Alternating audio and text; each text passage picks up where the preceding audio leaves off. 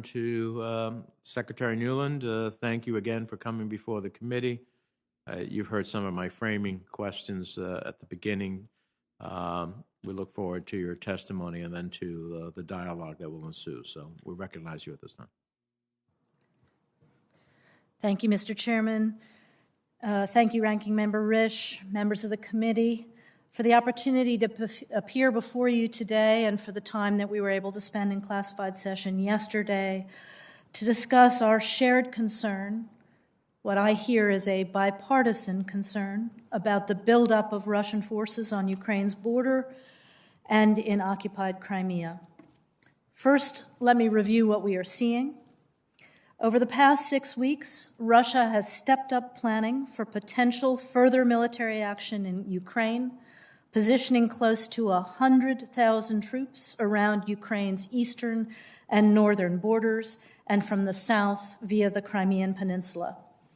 Russian plans and positioning of assets also include the means to destabilize Ukraine from within and an aggressive information operation in an attempt to undermine Ukrainian stability and social cohesion and to pin the blame for any potential escalation on Kiev and on NATO nations, including the United States. Russia's military and intelligence services are continuing to develop the capability to act decisively in Ukraine when ordered to do so, potentially in early 2022. The intended force, if fully mobilized, would be twice the size of what we saw last spring, including approximately 100 battalion tactical groups, or nearly all of Russia's ready ground forces based west of the Urals. We don't know whether President Putin has made a decision to attack Ukraine or to overthrow its government, but we do know he's building the capacity to do so. Much of this comes right out of Putin's 2014 playbook, but this time it is much larger and on a much more lethal scale. So despite our uncertainty about exact intentions and timing, we must prepare with our allies and partners for all contingencies, even as we push Putin to reverse course. Now to what we're doing. First, we're engaging Russia at all levels to urge Moscow to pull back and to settle any concerns with Ukraine or with the transatlantic community through diplomacy. As you know, the President sent CIA Director Burns to Moscow in early November. Secretary Blinken engaged with Foreign Minister Lavrov last Thursday. National Security Advisor Sullivan and I and all of us have been active with our Russian counterparts. And President Biden gave that message directly to President Putin in a more than 2-hour phone call this morning. We're also warning, and the President warned President Putin today, of severe costs and consequences, including deploying far harsher economic measures than we've used before if Russia chooses the path of confrontation and military action. Second, we're engaging intensively with Ukrainian President Zelensky and his government to strengthen their defenses, support their preparedness, and help them fight disinformation, while also urging, as you did, Mr. Chairman, national unity and vigilance in the face of Russian efforts to divide or provoke them. Since 2014, the United States has provided Ukraine with $2.4 billion in security assistance, including $450 million this year alone. We are committed to Ukraine's sovereignty, territorial integrity, and independence, and that is unwavering.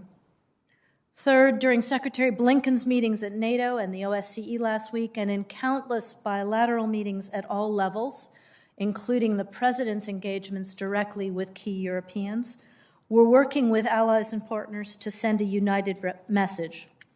Russia must de-escalate, it must pull back its forces and return to negotiations. But if Russia attacks Ukraine, we will be united in imposing severe consequences on Moscow for its actions, including high-impact economic measures that we have refrained from using in the past. And at NATO, we are working closely with allies to prepare to reinforce NATO's defenses on its eastern flank as that is needed. None of us seeks confrontation or crisis. Certainly, the Russian people don't need it as they come out of a difficult COVID period. Diplomacy remains the best route to settle the conflict in Donbass and address any other problems or grievances. The Minsk agreements offer the best basis for negotiations, and the U.S. is prepared to support a revived effort if the parties welcome that.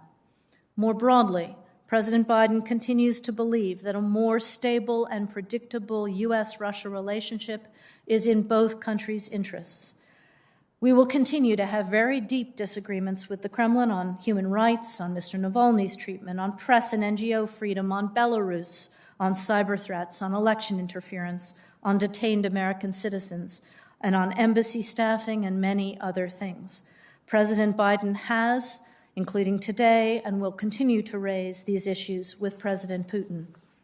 And yet, as we all know, when the United States and Russia can work together, as we are doing now on Iran and in the nascent strategic stability talks, we offer both our citizens and people everywhere the prospect of a better future. But what we could and should do together will be put at risk if President Putin chooses more aggression against Ukraine.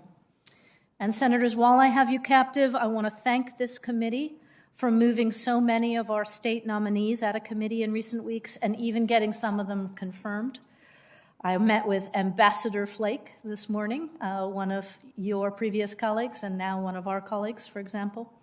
But with 85 nominees pending consideration before the Senate, American diplomacy remains at quarter power at Main Street and around the world. At this time of myriad security challenges, including the one we're talking about today, every empty slot around the world diminishes our global influence and creates space for our adversaries to fill. So as Christmas and New Year's approach, the Senate could give American diplomacy no greater gift than to get our folks confirmed and off to work. Thank you, and I look forward to your questions. Thank you very much. We'll start a series of 5-minute rounds. I'll recognize myself. First of all, with reference